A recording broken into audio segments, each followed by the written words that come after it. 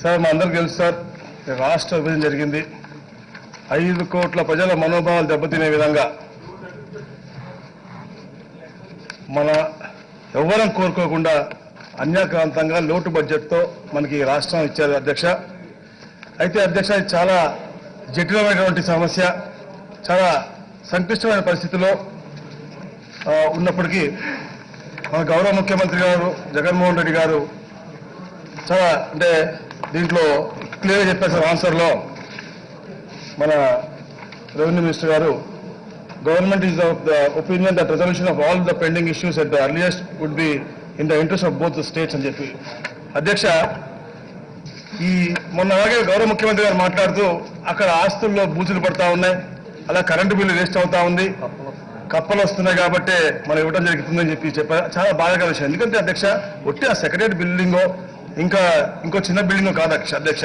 మన ఏపీకి ఉండాల్సిన భవనం అధ్యక్ష, సచివాలయంలో 5 బ్లాకులు, దామోదర సంజీవయ్య భవన్లో సగం అంతస్తులు, బుర్గు రామకృష్ణ భవన్లో సగం అంతస్తులు, హాకా భవన్లో సగం అంతస్తులు, సర్ భవన్లో సగం అంతస్తులు, లవిడిగపూడిలోని ఏపీ డీజీపీ కార్యాలయం, పంచాయతీరాజ్ నీటిపారుదల శాఖ భవనాల్లో సగం అంతస్తులు, ఎర్రమంజూరు మలక్పేట మాదన్నపేటలో ప్రభుత్వ క్వార్టర్లు, మసక్ ట్యాంక్లోని information public relation department technological education భవనం, ఏపీ హైయర్ ఎడ్యుకేషన్ భవనం, AP film development corporation, AC గాస్లోని మున్సిపల్ అడ్మినిస్ట్రేషన్ భవనం, అలాగే అధ్యక్ష Nampally inter board inter education భవనాలు, నాంపల్లి సిసిఎల్ఏ కార్యాలయాలు, అలాగే వక్ఫ్ బోర్డ్ కార్యాలయము, నారాయణగౌడలోని సర్వే సెటిల్మెంట్ కార్యాలయము, ఖైరతాబాద్ విద్యుత్ సౌధ, ఏపీ వైద్య విధాన పరిషత్ అధ్యక్ష.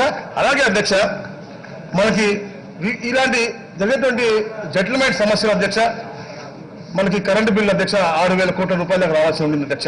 దాని గురించి ఎక్కువగా మాట్లాడలే అధ్యక్ష. అలాగే షెడ్యూల్ 9 ప్రకారం అధ్యక్ష 89 ప్రభుత్వ కంపెనీ సంస్థల నుంచి దాదాపుగా 1,58,508 కోట్ల విలువ ఆస్తి పరిష్కారం అవ్వాల్సిన అవసరం ఉంది అధ్యక్ష. అలాగే షెడ్యూల్ 10లో అధ్యక్ష 142 సంస్థల నుంచి మనకి 1,40,000 కోట్ల రూపాయల దాకా మనకి రావాల్సిన అధ్యక్ష. ఇట్లా ఎన్నో మనకి ఏపీ భవన్ సమస్య ఉంది అధ్యక్ష ఢిల్లీలో, అలాగే కృష్ణా గోదావరి నదీ యాజమాన్య మండలి సమస్య ఉంది అధ్యక్ష.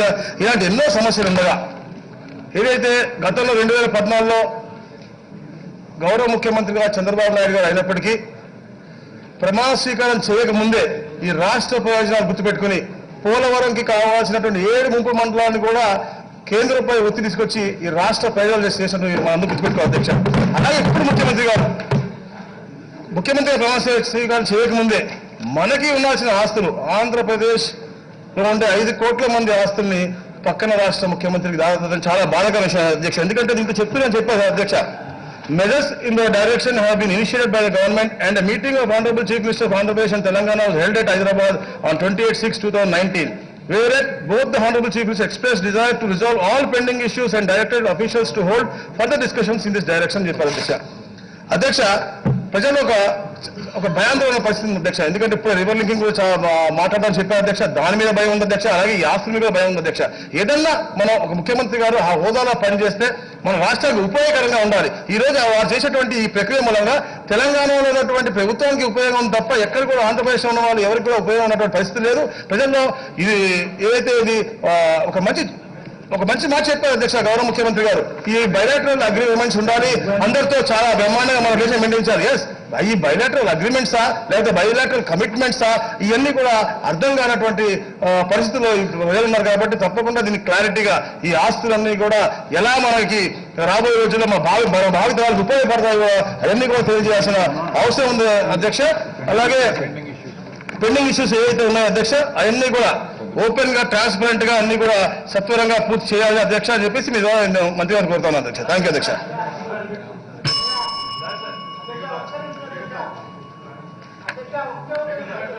బాల వీరాంజనేయ స్వామి,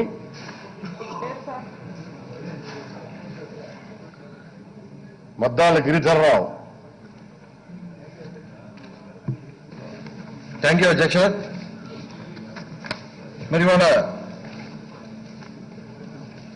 ఈ సమస్యని ముఖ్యంగా 2 లక్షల కోట్ల రూపాయల ఆస్తుల సమస్య సార్. ఇది ఈరోజు ప్రజల్లో చాలా అపోహలు నెలకొని ఉన్నాయి సార్. మరి జగన్మోహన్ రెడ్డి గారు క్యాబినెట్ మీటింగ్లో కూడా డెసిషన్ తీసుకోకుండా మరి ఆయన సొంత నిర్ణయం తీసుకొని మరి ఇప్పటిదాకా ఏమేమి ఆస్తులు అప్పచెప్పారు, ఇవాళ అక్కడి నుండి మనకు రావాల్సినవి ఏమి రాబోతున్నాయి, వీటి మీద కూడా ఒక క్లారిటీగా ఎక్కడా కూడా ఇంతవరకు స్పష్టంగా తెలియజెప్పలేదు సార్. దాని మీద కూడా వాళ్ళ ప్రజల దగ్గర కూడా భయాందోళనలు ఉన్నాయి. ఎందుకంటే ఈరోజు కేసీఆర్ గారికి మరి ఏమేమి ఇవ్వబోతున్నారో మరి ఒక గిఫ్ట్ గా కనిపిస్తోంది. కేసీఆర్ గారు ఏదో గిఫ్ట్ ఇస్తానన్నారు, మరి ఈయన ఏం గిఫ్ట్ ఇస్తున్నాడో కూడా అర్థం కాని పరిస్థితి ఈ రోజు ప్రజల్లో ఉంది. స్పష్టంగా కూడా ప్రజలకి తెలియాల్సిన బాధ్యత మన మీద ఉంది అధ్యక్ష. ఇవాళ షెడ్యూల్ 9లోని ఆస్తులు, షెడ్యూల్ 10లోని ఆస్తులు సుమారు 2 లక్షల కోట్ల రూపాయలు అధ్యక్ష. ఇక్కడ మనం ఇన్ పర్సన్స్ కంటే తెలంగాణ ప్రభుత్వం, ఆంధ్రప్రదేశ్ రాష్ట్ర ప్రభుత్వం అనేటువంటి దానికి మ్యూచువల్ దాంట్లో దాని మీద మాట్లాడండి. కేసీఆరా లేదా జగన్మోహన్ రెడ్డి గారా అనేటువంటి 2 రాష్ట్ర ప్రభుత్వాలకు సంబంధించిన వ్యవహారం ఆ మాదిరిగా అడ్రస్ చేసుకోండి సార్. అలాగే ఇవాళ మరి 5,732 కోట్ల రూపాయలు విద్యుత్ బకాయిలు కూడా రావాల్సిన అవసరం ఉంది.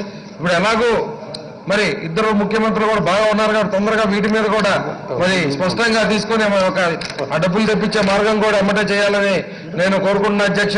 మరి అలాగే ఇవాళ తెలంగాణ ముఖ్యమంత్రి గారు కేసీఆర్ నమ్మి ఆంధ్రప్రదేశ్ ప్రయోజనాలు మరి ఈ మన ముఖ్యమంత్రి గారు మరి తాకట్టు పెట్టే పరిస్థితి రాకూడదని చెప్పి మేము కోరుకుంటూ మరి ముఖ్యమంత్రి గారికి త్వరగా ఈ పరిష్కరించాలని చెప్పి మేము కోరుకుంటున్నాం అధ్యక్ష.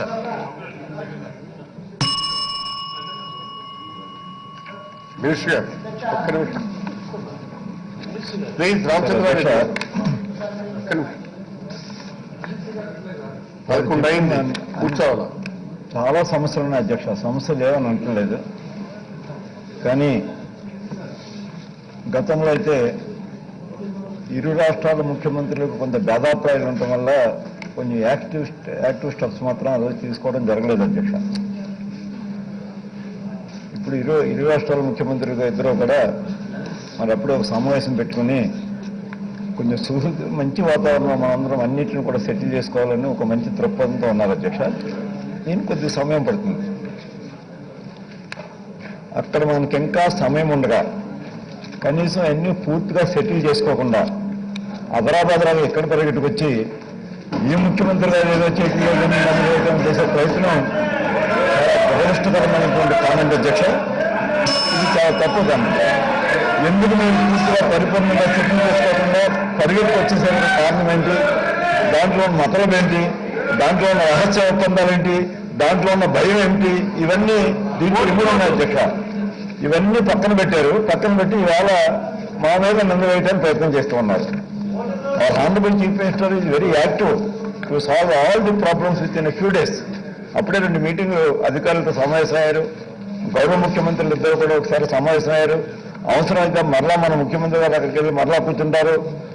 ఏ ఒక్కరు కూడా మనకు వచ్చే ఆదాయం ఏ ఒక్కరు కూడా నష్టం పెట్టే పరిస్థితి లేదు. ఖచ్చితంగా అన్ని రాబట్టడానికి మేము ప్రయత్నం చేస్తాం. అంచేత ఆందోళన చెందకండి. దయచేసి మనం ఏం చేసినది కూడా ఒకసారి ఆలోచించుకుని నిందలు వేయడానికి ప్రయత్నం చేయాలి. మేమేమండి వచ్చిన 45 రోజులైంది, అన్ని సమస్యలకే పరిష్కారం చేస్తూ ఉన్నాం. ఇచ్చిన అన్ని హామీలు అమలు జరపడానికి మా వంతు కృషి మా ముఖ్యమంత్రి గారు చేస్తున్నారు. అంతే తర్వాత ఏదో తాగంట పెట్టేసరికి మీరు మాట్లాడుతున్నారంటే ఇంతకంటే దురదృష్టకరమైనటువంటి కామెంట్ లేదు అధ్యక్ష. దయచేసి తమను ఆలోచించండి అధ్యక్ష. గౌరవ ముఖ్యమంత్రి గారు చేస్తున్న ప్రయత్నం చాలా చిత్తశుద్ధితో ఈ రాష్ట్రానికి రావాల్సినటువంటి అన్ని కూడా పరిపూర్ణంగా మనం తీసుకురావడానికి మనం ప్రయత్నం చేస్తూ ఉన్నారు. దయచేసి కొంత సమయం ఇవ్వాలని కోరుతున్నాను అధ్యక్ష. మినిస్టర్ ఫైనాన్స్ ప్లీజ్ అధ్యక్ష, పోయిన నెల గౌరవ తెలంగాణ ముఖ్యమంత్రి గారు ఎన్నో ఇష్యూస్ ఉన్నాయి, పునర్వ్యవస్థీకరణ తర్వాత 2 రాష్ట్రాల మధ్యలో సెటిల్ చేసుకునేదానికి అని చెప్పి ఒక ఇన్విటేషన్ అందిస్తే అందులో భాగంగా మన ముఖ్యమంత్రి గారు along with team of important cabinet ministers and officials and a అధికారులు అయితే ముఖ్యంగా పునర్వ్యవస్థీకరణకు సంబంధించి 2014 తరువాత గత ప్రభుత్వము అపాయింట్ చేసిన వాళ్ళు ఉన్నారో వాళ్ళతో పాటు గత ప్రభుత్వం అపాయింట్ చేసిన వాళ్ళతో పాటు కలిసి మీటింగ్ అటెండ్ కావడం జరిగింది అధ్యక్ష. ఇంకా ఆస్తులు ఇచ్చినారు. ఎవరిచ్చినారు అధ్యక్ష? ఎవరిచ్చినారు? అక్కడ ఉండే బిల్డింగులు ఏవైతే ఉన్నాయో 10 సంవత్సరాల తర్వాత, చట్టం ప్రకారం 10 సంవత్సరాల తర్వాత అది తెలంగాణకు చెందేటివి. అంటే 2014 నుంచి 2024 వరకు మాత్రమే ఆ బిల్డింగులు ఆంధ్రప్రదేశ్ రాష్ట్రానికి చెందినటివి, కానీ 24 తర్వాత చెందవు. ఇది చట్టం చెప్తుంది, యాక్ట్ చెప్తుంది. అయితే 10 సంవత్సరాల కాల పరిమితి మనకు ఉండి కూడా ఏ పరిస్థితుల్లో అధ్యక్ష మన ఆంధ్రప్రదేశ్ ప్రభుత్వం అప్పుడు గౌరవ ముఖ్యమంత్రి చంద్రబాబు నాయుడు గారు పరిగెత్తుకుంటూ రావుట్ని ఇక్కడికి వచ్చినది అనవసరంగా. పక్క రాష్ట్రంలో ఇక్కడ కొత్త రాష్ట్రం ఏర్పడింటే కొత్త రాష్ట్రాన్ని పరిపాలించే బదులు, కొత్త రాష్ట్రానికి సంబంధించిన ఇబ్బందులన్నీ సెటిల్ చేసుకునే బదులు, కేంద్రంతో రావాల్సినటువన్నీ చూసుకునే బదులు, పక్క రాష్ట్రంలో 9వ షెడ్యూల్ 10వ షెడ్యూల్ సెటిల్మెంట్లు చేసుకునే బదులు ఆ రోజు తెలుగుదేశం పార్టీ ఏం చేసింది అధ్యక్ష? పోయి పక్క రాష్ట్రంలో ఉండే ఎన్నికలు జరుగుతుంటే ఎన్నికల్లో బట్టబయలు కెమెరాకు 50 లక్షల రూపాయలు ఒక ఎమ్మెల్సీ ఓటు కొనేదానికి దొరికిపోయిన తర్వాత అది ఒక గందరగోళ వాతావరణం వచ్చిన తర్వాత ఆ రోజు పరిగెత్తుకుంటే ఇక్కడికి వచ్చి వచ్చిన పాపానికి అధ్యక్ష, వచ్చిన పాపానికి వీళ్ళు చేసిన ఏం అధ్యక్ష, మొత్తము బిల్డింగ్లను వదిలిపెట్టారు. బిల్డింగ్ వదిలిపెడితే 4 సంవత్సరాల పాటు మున్సిపల్ పన్నులు కట్టుతున్నాం. మున్సిపల్ పన్నులు కట్టాలి, కరెంటు బిల్లులు కట్టాలి, వాటర్ బిల్లులు కట్టాలి, కానీ వాడడంలే. వాడినది కూడా ఏ విధంగా పరిగెత్తుకుంటూ వచ్చినారు అధ్యక్ష? పుట్టిన మొత్తము ప్రభుత్వ ఉద్యోగులందరూ పాపము పనిచేసే వాళ్ళు అధ్యక్ష. ఇక్కడ భర్తలు, అక్కడ భార్యలు, ఇక్కడ భర్తలు, అక్కడ పిల్లలు, ఇక్కడ మహిళలు, అక్కడ భర్తలు, ఈ విధంగా అందరిని కుటుంబాలను 2-3 సంవత్సరాలు విడగొట్టి వచ్చిన తర్వాత అధ్యక్ష, వచ్చిన తర్వాత వాళ్ళ ఇబ్బందులు చూస్తే ప్రభుత్వ ఉద్యోగులు పాపము ఇద్దరు ముగ్గురు కలిసి ఒక రూమ్ తీసుకొని కింద మ్యాట్రెస్లు వేసుకొని చాపలు వేసుకొని పండుకునే పరిస్థితి అధ్యక్ష. ఎవరు అధ్యక్ష కారకులు దేనికి? వాళ్ళు కాదా?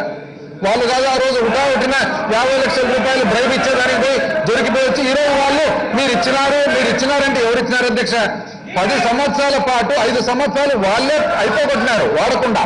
ఇంకొక 5 సంవత్సరాల పాటు మనం తిరిగిపోయి వాడే పరిస్థితి లేదు.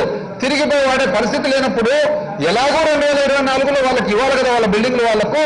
దానికి అనవసరంగా మళ్ళా మున్సిపల్ ట్యాక్సులు కట్టేదెందుకు, దానికి వాటర్ ట్యాక్స్ కట్టేదెందుకు, దానికి బుసిగొట్టే పరిస్థితి కూడా లేదు, మొత్తం చెదలు పట్టిపోతున్నాయని చెప్పి ఈ రోజు 2 రాష్ట్రాల మధ్యలో చిన్న టేబుల్ కుర్చీ ఇట్లా దానికి కొట్లాడుకుండేది కాదు. పెద్ద నీళ్లు అటువంటివి మనము సమకూర్చుకొని మనం చేసుకోవాలని ఒక బ్రాడ్ మైండ్తో ఈరోజు మన ప్రభుత్వం ముందుకు పోతే దాన్ని కూడా వాళ్ళు పేరు పెట్టడానికి తయారైనారు అధ్యక్ష.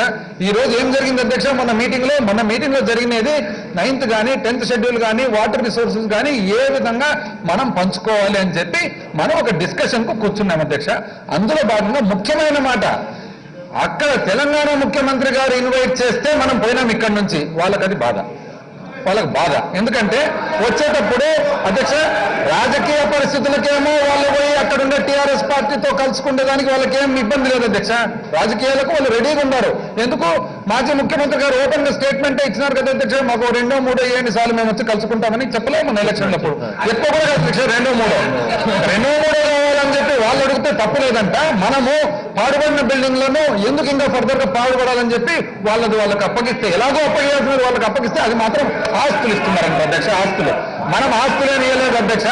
మనం ఈ రోజు ఆంధ్రప్రదేశ్ రాష్ట్రాన్ని కాపాడేదానికి, మన జల వనరులు కాపాడేదానికి, మన కృష్ణా డెల్టాను కాపాడేదానికి, మన గోదావరి నుంచి నీళ్లు తెచ్చుకునేదానికి బ్రాడ్ గా పెద్ద అంటే ఒక గద్ద ప్రపంచాన్ని చూసినట్టు చూస్తున్నాం. కానీ వాళ్ళ మాదిరి పిట్ట మాదిరి చూసి కిందన ఒకటే చోట చూసుకొని పాత బిల్డింగులు చెదలు పట్టినవి ఇవన్నీ చూడడం లేదు అధ్యక్ష. కాబట్టి వాళ్ళు దయచేసి ఈ విషయంగా వాళ్ళు ఇంకా కూడా ఈ విషయంగా రాష్ట్ర ప్రభుత్వానికి ఉన్న బ్రాడ్ మైండ్ ను వాళ్ళు అప్రిషియేట్ చేసి 2 తెలుగు రాష్ట్రాలు సఖ్యతతో ఉంటే రేపొద్దున 2 తెలుగు రాష్ట్రాల్లో ఆంధ్రప్రదేశ్ రాష్ట్రం బాగుపడడానికి అవకాశం అని చెప్పి గమనించుకోవాలని మనం చేసుకుంటా ఉన్నాం అధ్యక్ష.